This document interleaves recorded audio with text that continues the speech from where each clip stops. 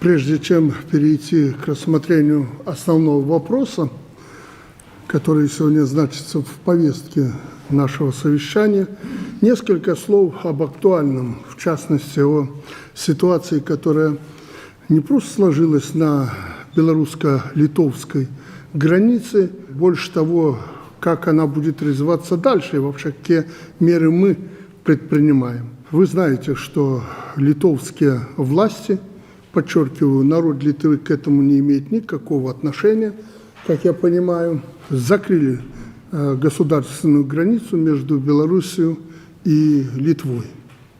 Даже не хочу говорить по каким там причинам и прочее. Сегодня мы знаем реакцию литовского народа, граждан Литвы, бизнеса на эти действия. И, естественно, властям Литвы пришлось шевелиться и предпринимать какие-то меры. Но, как обычно, от серьезных межгосударственных проблем они решили мышковать, если можно так сказать, и попытаться нас еще раз наклонить и обвинить в этих не то шариках, не то еще чего-то. Хотя исчерпывающий ответ на этот вопрос был дан. И расследованием наших органов, да и Литвы, подтверждается то, что кто занимается этим бизнесом сигаретным, кто эти шарики перекидывает и так далее. Понимая то, что вокруг этого закрытия границы сложилась непростая ситуация, как я сказал, они попытались с межгосударственного уровня перенести вопрос на уровень решения вопроса пограничной заставы, как я это оцениваю. Поздно вечером, 6 на 7 ноября, руководитель нашего пограничного ведомства доложил мне о ситуации и о том, что Литва хотела бы разрядить эту ситуацию. На что я ему ответил: ну, если Литва хочет, мяч на ее стороне, пожалуйста, открывайте границу, будем работать и сотрудничать, как это было до сих пор. Они, почему это мышкованием называю, обратились в Лидский пограничный отряд, представьте, не в государственный орган, не в МИД куда-то там, не в правительство, а в Лидский пограничный отряд с просьбой, не то просьбой, не то требованием, как мне доложил руководитель пограничной службы нашей, открыть границу. На участке там 2 погранперехода у нас работают, на одном из участков открыть границу, мы якобы будем эвакуировать какие-то автомобили, то ли с литовскими номерами, то ли с китайскими номерами. Я даже не дослушал этот доклад, сказал: хорошо, как только будут готовы эвакуировать, договорятся с нашей стороной, у нас же там не таможенников фактически на пункте пропуска, не пограничников, закрыли. Наши службы перераспределены на другие участки. Это было мое решение, да и пограничники это знают, что так надо делать. Будут готовы, будем договариваться. Хотите эвакуировать – эвакуируйте. В связи с этим наши органы внутренних дел вчера день целый по моему заданию под руководством госсекретаря все автомобили литовские собрали на пунктах перехода и ровненько взяли их под охрану, чтобы нас потом не обвинили, что мы там что-то плохое сделали. Взяли их под охрану.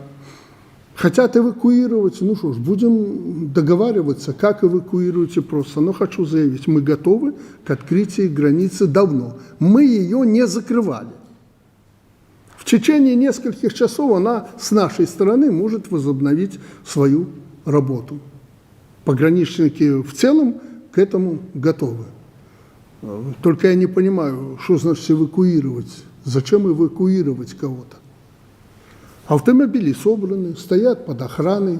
Те, кто их охраняют, попросили, по-моему, 120 евро за сутки, да? Ну, заплатили за охрану. Сколько суток будут стоять, умножить на 120 евро, платите, забирайте автомобили с грузом.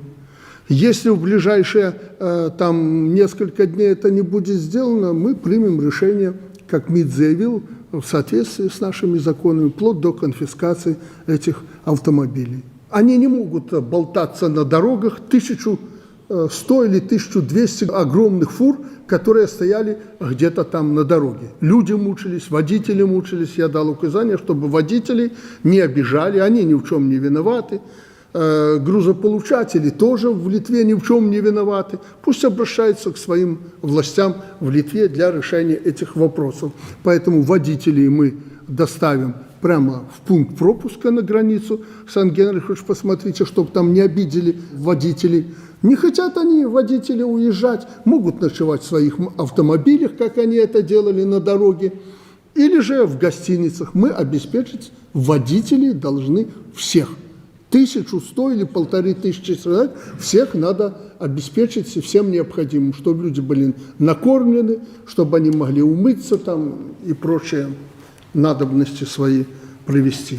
Ну, будут эвакуировать, пусть эвакуируют. Это не наши вопросы. И вообще-то мы, наверное, почти ничего не возим через эту границу в связи с санкциями. Только какие-то виды товаров, которые очень-очень нужны тем же литовцам или полякам. Очень-очень нужны, заказали, мы отвезли. Не заказали, мы туда не везем. А с казахами, россиянами, китайцами, другими странами им придется очень серьезно не просто объясняться, а разбираться, потому что так никто не поступает.